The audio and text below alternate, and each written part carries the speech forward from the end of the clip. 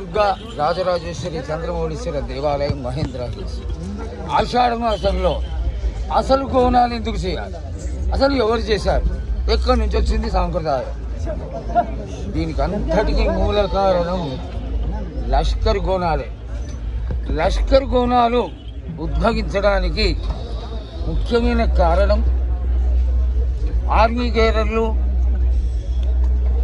డోలీ గైరర్లు వీళ్ళందరూ లష్కర్లో ఉంటూ రోగాల గారి నుంచి పడి చచ్చుకోవడం మొదలుపెట్టిన సమయంలో అమ్మవారి మహాకాళిని, అమ్మ నువ్వు కానీ మమ్మల్ని కాపాడితే మేము వచ్చి నిన్ను ఉజ్జయిని నుంచి తీసుకొచ్చి సికింద్రాబాదు లష్కరులో స్థాపన చేసుకొని నీకు కొలుకులు చేస్తాను తల్లి అని వేడుకోగా అమ్మవారు కరుణించి అందరినీ ఆశీర్వదించి రోగాలని ఇతరమైనటువంటి వ్యాధులని శమింపచేసి అమ్మవారు ఆశీర్వదించడం వల్ల ఆషాఢంలో అమ్మ నీకు కొలుకు చేస్తామని ఆనాడు వాళ్ళు మొక్కుకున్న మొక్కే ఈనాడు మనం అందరం వాడవాడల కేటకేటల ఊరూరా అందరూ గోనాలు చేసుకుంటున్నామంటే కారణం ఆనాడు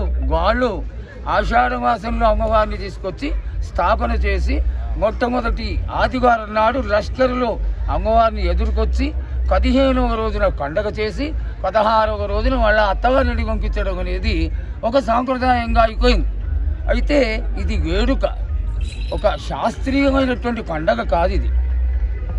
ఆనాటి నుంచి కూడా జాతి మత కుల భేదాలు లేకుండా అమ్మవారు ఆంగ్లేయుల దగ్గర నుంచి, బ్రిటిషర్స్ దగ్గర నుంచి కాపాడింది కాబట్టి అందరూ కలిసి అమ్మవారికి నిజంగా చెప్పాలంటే కృతజ్ఞతలు, ఆడబిడ్డగా భావించి ఆవిడకి కృతజ్ఞతలు తెలియజేసుకోవడమే ఈ ఆషాఢ పండగ యొక్క విశేషం.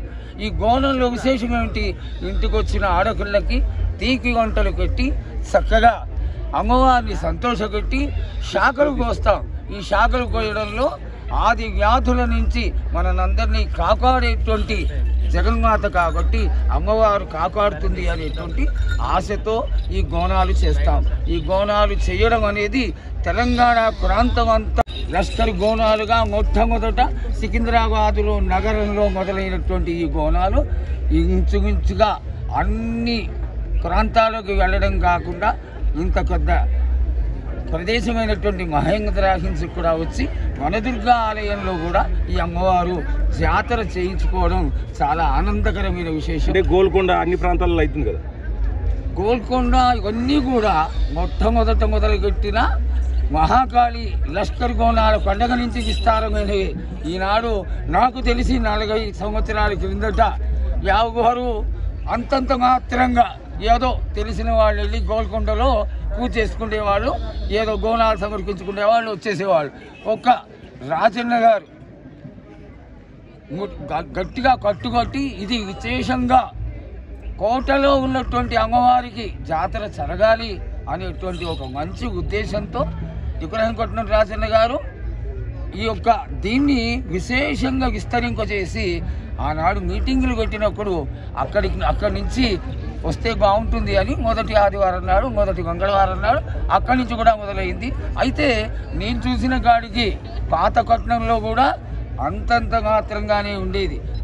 తెలంగాణలో లష్కర్లో సికింద్రాబాదులో జరిగినటువంటి విస్తారమైనటువంటి జాతర కనీసం 40-50 పలహార గంటలతో ఇంచుమించుగా 40-50 లక్షల మందితో అత్యద్భుతంగా తెల్లవారుజామున అమ్మవారికి మహామంగళహారతితో మొదలై లక్షల కొబ్బరికాయలు కదలడం, వేలకు వేలు గోనాలు రావడం, ఇంచుమించుగా చెప్పాలంటే తెల్లవారుజామున మొదలైనటువంటి గోనాలు ఇంచుమించుగా రాత్రి 7:30-8 గంటల వరకు అట్లా వస్తూనే ఉంటాయి. అటువంటి ఏకైక ప్రదేశం సికింద్రాబాదు మహాకాళీ దేవస్థానమే.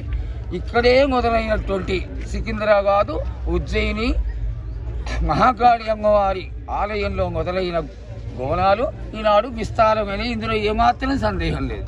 రైట్. ప్రస్తుతం మనం విజువల్లో చూస్తున్నాం. జూలై 7వ తేదీన ప్రారంభమైన ఆషాఢ